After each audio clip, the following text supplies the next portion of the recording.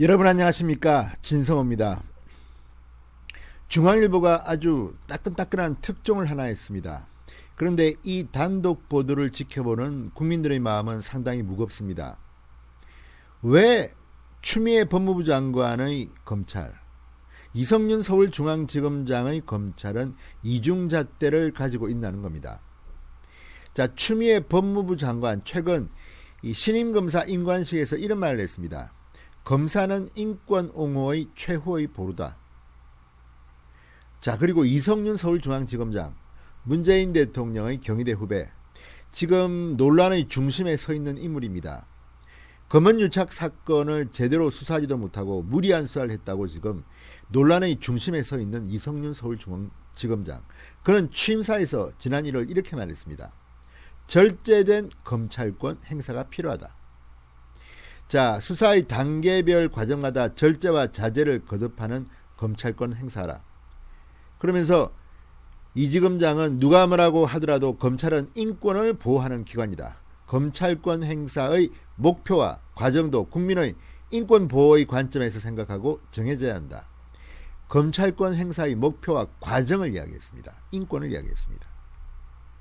자, 그런데 지금 서울중앙지검의 검언유착 의혹을 수사하고 있는 수사팀, 정진웅 형사 1부장 수사팀은 이런 추미애 법무부 장관과 이성윤 서울중앙지검장의 지시에 정면으로 반기를 들었습니다. 하극상이라고까지 할 수 있을 만큼 지금 인권을 침해했다는 그런 보도가 나왔습니다.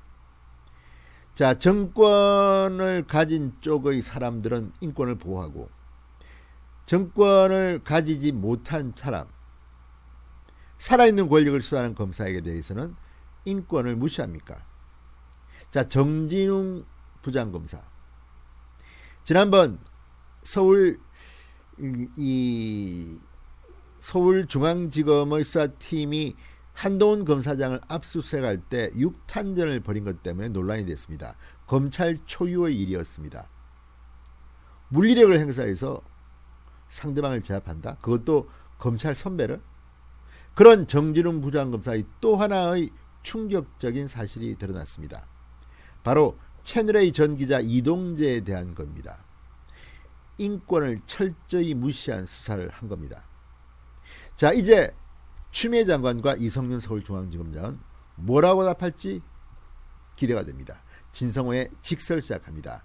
방송에 앞서 아직 진성호 방송에 구독자가 아니신 분들은 붉은색 구독 버튼 눌러주십시오. 더 좋은 방송으로 보답하겠습니다. 자, 지금 논란이 되고 있는 것은 이동재 전 기자를 구속한 뒤 접견을 제한하고 서신을 전면 금지했다는 겁니다. 중앙일보의 단독 보도입니다. 채널A 강요 미수 의혹에 연루된 전직 기자 이동재 전 기자가 구속된 직후 접견을 제한당하고 서신 전면 금지 조치를 받았다는 겁니다. 편지도 못 쓰고 사람도 만날 수가 없었다는 겁니다.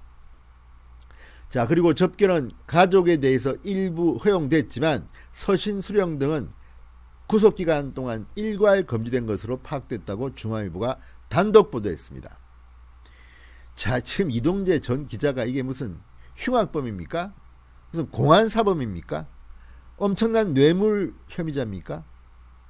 아니, 지금 이 강요 미수 의혹으로 구속된 첫 피의자라는 이야기도 나오는데 이런 사람에 대해서 이렇게 공안사범 다루듯이 하는, 간첩 다루듯이 하는 이유는 뭘까요? 그만큼 추미애 장관과 이성윤 서울중앙지검장은 이 사건에 자신이 없어서가 아닐까 싶습니다. 자, 법조계에서는 서신 제한 등은 인권보호 및 방어권 보장 차원에서 제한적으로 이루어져야 한다. 이동재 전 기자에 대한 조치는 적절했는가에 대한 의문이 나오고 있다고 합니다. 자, 이동재 전 기자는 지난달 17일 법원의 영장 발부 결정으로 구속됐습니다. 이동재 전 기자는 한 차례 구속기간 연장을 거쳐서 지난 5일 재판에 넘겨졌습니다.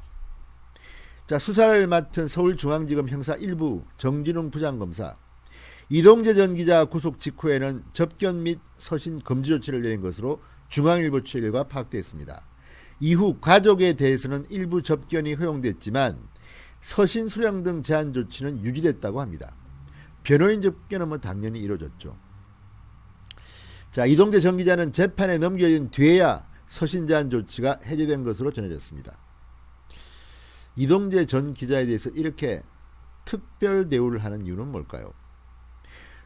조국 전 장관이나 추미애 장관이나 피의자의 인권을 그렇게 강조했습니다. 심지어 조국 전 장관은 본인이 그 특혜를 톡톡히 받았습니다. 포토라인에 쓰지도 않았고 조국 전 장관의 부인도 마찬가지입니다. 검찰 조사를 받으면 정경심 씨 같은 경우는 몸이 안 좋다고 중간에 중단하기도 했습니다. 이 모든 것이 인권이라는 이름으로 자행된 것이었습니다. 그런데 정작 무리하게 이동재와 한동훈을 엮기 위한 검찰과 언론의 유착을 수사한다면서 채널A의 전 기자인 이동재에 대해서는 이렇게 인권을 탄압했다는 겁니다. 그러니까 정진웅 부장검사가 이동재 전 기자와 관련해서는 추미애 장관과 이성윤 서울중앙지검장의 하극상을 벌였다고도 볼 수 있습니다. 이렇게 해도 좋아하겠지.